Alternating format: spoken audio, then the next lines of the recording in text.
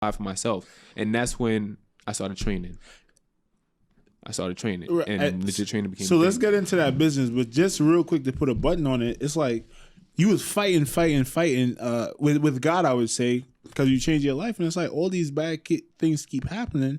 And I was telling you, so I feel like that last incident that was horrible was your blessing, because now you have a charge. You can't get a job. So what I'm going to do, I'm going to become a business owner, and that's exactly what you did. And that happened on Good Friday.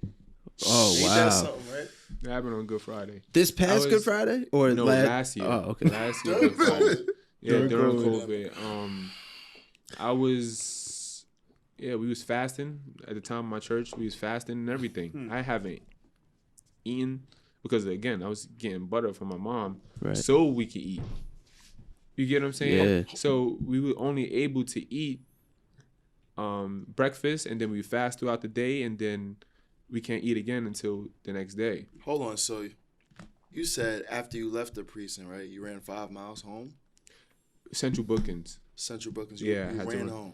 I had to jog home. But it was what was on my mind was my family got to see my face. They got to know how strong I am. They got to know how tough I am. The last time they see me was in handcuffs with a bloody-ass face.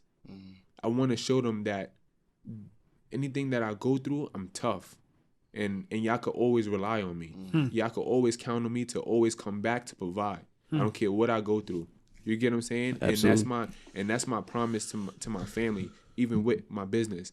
I want to set y'all all free from y'all jobs. That's why I'm grinding so hard. That's why I'm working so hard. So y'all could be free. Right?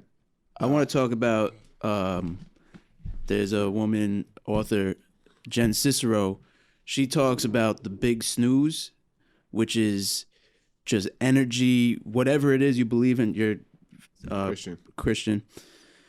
There, stuff happens in your world that tries to stop you from getting to where you want to be, and it's so easy to succumb to that. And she calls it the big snooze. And something like that, most people might see that as just the end, where it puts you into a depression. You don't want to leave the house. You don't want to better yourself. You're just like, damn, this is what I am now, and there's nothing I could do about it. But then you make the best out of it. You got your own business now. You're working every day. And have you seen yourself grow substantially since that day? You asking me? I'm asking you. Have you seen yourself grow substantially? Yeah. There you go. I think they could attest to that as well.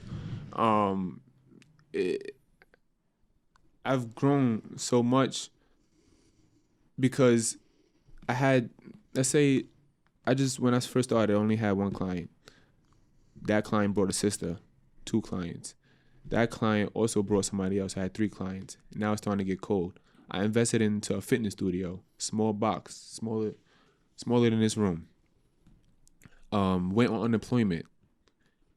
I was only charging them $60 a week for unlimited training, right? So I was only making probably $180 a week from all my clients, and the room that I rented out was $634 a month. I didn't even have a profit, right? And so I utilized the unemployment money to pay my monthly rent until my clientele increased. But my clientele never increased, whereas I could comfortably not receive unemployment money. I then moved into a bigger room that cost $1,200 a month, right? So I'm still on unemployment because now is a bigger tab, and I don't have the clientele yet still. Once I met that margin and I kind of surpassed it, I'm like, okay, I'm making a little bit, but I don't want to fall off of unemployment. Until probably, I would say 4 or 5 months ago, I really started to see the breakthrough. You get what I'm saying? I started to see the breakthrough. And when I came to the point where I could stop the unemployment, I was like, do I really want to stop this? Because this is free money that I'm getting. God's telling me, like, okay, so if you're going to be greedy, right, I'm just not going to bless you with more. So I'm like, you know what, God, you're right. I don't want to be greedy because I'm taking from other people, households, and mouths, you know what I'm saying, that the government could potentially be funding. So it would be selfish of me to continue to take this money. And then that's when I started to really incline and really see my profit margin to as now is through the roof. So I went from 3 to now having around 50 clients. Oh wow! And you're working every day. Every Monday through Friday. But that's not the goal, though. You get what I'm saying? Now I'm actually just working on freeing myself. You get what I'm saying? To now, because I don't have a business. I'm self-employed. Right. Having a business when you hire people to work for you. All right? And that's the goal. Because I love training. I love helping people. What I love most is spending time with my family. I can't spend time with my family if I'm always at work. I don't want to be one of those type of men to just always be at work. I want to actually. Not that there's anything wrong with it. it. There's nothing wrong with that. I just don't. I want to just wake up and be like, hey, what y'all want to do today?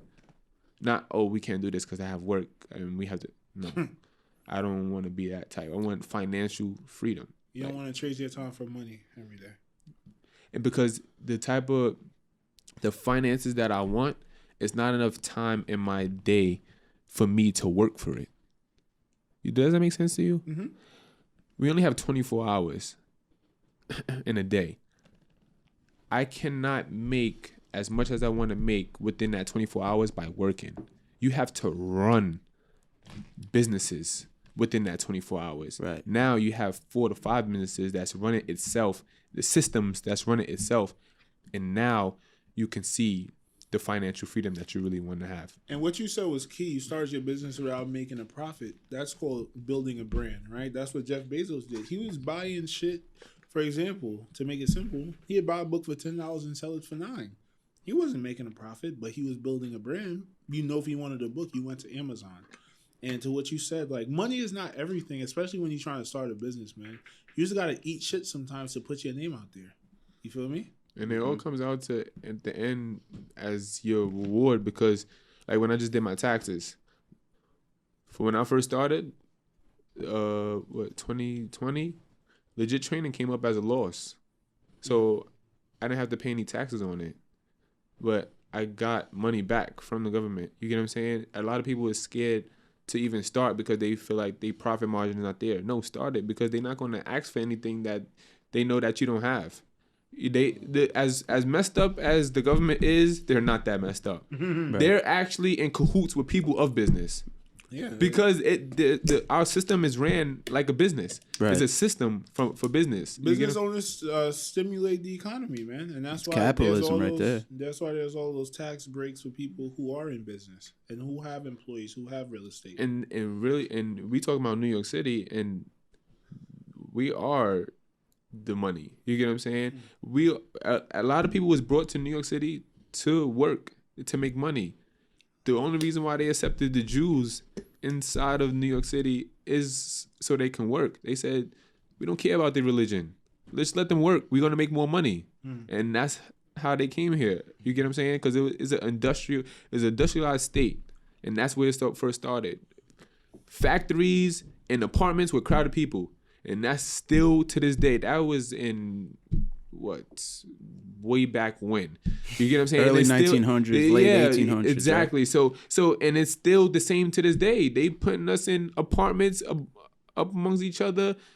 Right above businesses. Yeah, exactly. You go downstairs, you're above it's a bodega, people. you're above a shoe store. And what? Y'all both have jobs. Everyone in that building have jobs. Because you're brought here to work. The amount of money here is incredible. Never thought about it like that. And live uncomfortably. You brought here to work and live uncomfortably. How do y'all like living in the city? I never get. I'm out. You. Okay, I'm out. I know you want to stay in the city for the rest of your life. 100%. I mean, one thing about me though, like